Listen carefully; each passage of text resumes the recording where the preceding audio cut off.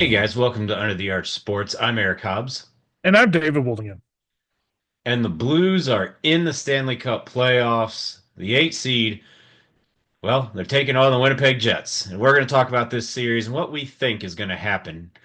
Before we begin, please guys go ahead and subscribe to the YouTube channel and find us on Facebook, Instagram, X, and on Spotify. All right, I think the Blues, David, have to look at this not as the end, but just a continuation. And what my meaning here is More the Joe Moose. Blues have been playing kind of playoff hockey Yeah. effectively for 2 months or more. You could almost say all the way back to the Four Nations face-off.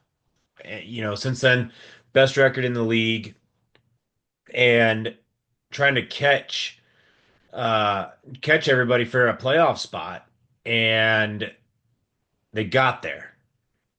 Did it. You can't have that kind of exhale type of moment, or at least have that reflect in your play, right? Yeah, absolutely. And look, they were on a mission from the Nations League on. Right at the end, they had a bit of a hiccup, but some of that had to do with injuries or sitting players for precaution. Uh, and quite honestly, they're just trying to get healthy to me, is what it looked like. So, as you said, it was a sprint to the finish. That last game in Utah was definitely playoff style by the Blues. Oh yeah. Utah wanted no part of that, and I think quite honestly, it might favor the Blues just because they've already ramped it up because they've been playing for their life since the Nations League. Yeah, that's it's interesting where the Blues, yes, they've been in desperation mode for a while. Winnipeg, there's a certain intensity playing for the Presidents Cup, but or President's Trophy, whatever that's called. It's not the same as fighting for your playoff life, right? So that could be something. I think the first thing, before you even look at the matchup in this series, David, you have to look at the Blues themselves. And with what I mean is injuries, and it's a bit of a mixed bag there.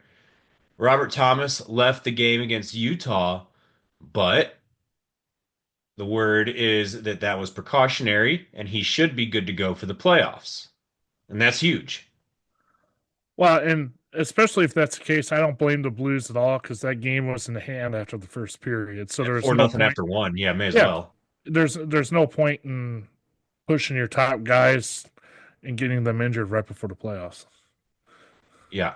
Now I said it was a mixed bag, and that is because Dylan Holloway remains week to week. Been that way since the lower body injury against Pittsburgh. And week to week, to me, seems like it's a little bit more severe than day to day. Day to day means, well, maybe not today or tomorrow, but in 3, 5 days or so, could probably good to go. Week to week, to me, I don't I don't know that it's fair to expect Holloway in this round of the playoffs. Now, If it were to go 7 games, you're talking about close to 2 weeks. He might need all of that if you're for real week to week. now the good news on that is the Blues have been without him now for a couple of weeks. So because of Yeah. that, they've been able to adjust their play and be able to play without him and show they can play without him. So it's not something like they lost him in the game one and they have to find a quick way to adjust on the fly. They're prepared knowing that he may not be ready to go. So that's the good news on that. Also, if they can somehow get through this first round, he might have a huge impact coming into that second round with fresh legs. Yeah. I mean, obviously, once he's ready, you put him back in the lineup, regardless of how the team is playing. He's just that good of a player. But yes, the Blues have had some time to at least figure some things out without him. That is a little bit of a saving grace there. Now, David, the Winnipeg Jets, I think everyone will draw the similarities to 2019. We've already talked about ad nauseum. The entire city of St. Louis has the similarities from 2019 when they won the Stanley Cup, the Blues, um, with you know firing the coach and being terrible, and then going on a huge winning streak and surging into the playoffs and this, that, and the other. First round matchup that year, Winnipeg Jets. Didn't win. Um, so yeah, you have that. They've got to be not very happy about playing the Blues. Even though they did play the Blues, what, not 10 days ago. It couldn't have been much more than that. And they controlled that game easily. Blues got nothing going offensively. I think it was the game that ended the streak, if I remember correctly. um, off the Either top way, it of was my right around there. And off the Winnipeg just top of my controlled head, that game start to finish. I thought it ended up actually pretty close, but I'm looking it up now as we're talking, just so I Yeah, can if get. I remember the game correctly, and I remember my thought was the Blues just were not getting shots on goal. I'll say Yeah, that. yeah, no, no, no, I agree with that. It was no It was two three to to one. I one. think they won 3-1 Three on to empty one net was the goal late. final. Yeah, it was two Huh? to one, and then they got that empty netter. Yeah. Yeah. So a close game, even, but I think the play was a little more lopsided than the score. It was one of those type situations. Yeah, they funneled the Blues to the outside and blocked everything that they tried to put on net. So the Blues really struggled in that game to get shots on goal. Yeah, and even if you get shots on goal against Winnipeg, when you're looking at what you're going up against, and Connor Hellebuck, one of the best goalies in the NHL. All right. I don't know if the Winnipeg, if they've got what their schedule is, or if they played since I looked at this, but his goals against average was like 2.02 with no more than like one game left in the season. I looked that up. Gosh, I happened to see it, what, 3 days ago or something. So it's going to be a series, I think, where the Blues are going to have to really maximize their chances, and they've got to take advantage of any sort of power play opportunities that they get. And while the numbers, are not good over the course of the entire season, the power play went from absolutely horrific under Bannister to under Montgomery, getting their feet under them, especially this calendar year. The power play, I would suggest, has been solid without being elite. Better, if nothing else. Yeah, and after Nations League, they made adjustments. I know I heard them talking on 101 ESPN saying the penalty kill coach and I believe it's Ott, who's the power play coach, got together and they shared what they were seeing from each team on each side, and that's what really improved the special teams. And they kind of returned back to the mean, but that's kind of what fueled the streak. Essentially, is they were tearing it up. The Blues during that time were like 24-25% on the power Yeah, play. They need more of that, especially in the playoffs, because that's what's going to win them the games in the playoffs, quite honestly. yeah. You know, the I don't know. Uh, I guess going back to Winnipeg, continuing with them, you have Hellebuck as a familiar name. And even though it's 5 years later and there's a lot of roster turnover, you look at their leaders. Well, it's still Kyle Connor, 41 goals, 56 assists, 97 total points, all of which led the club there. And then Mark Scheifele, probably their number two weapon, 39 goals, 48 assists of his own for 87 points, and lethal. That's really the long and short of it is they're dangerous guys. And I think it's up to the defense of the Blues to really step up. I'm curious to see how Colton Parayko does after missing an extended period and returning right at the end of the season. is he in the swing of things? Does he need more than just the game or two that he had to really feel like he's in the flow of the game?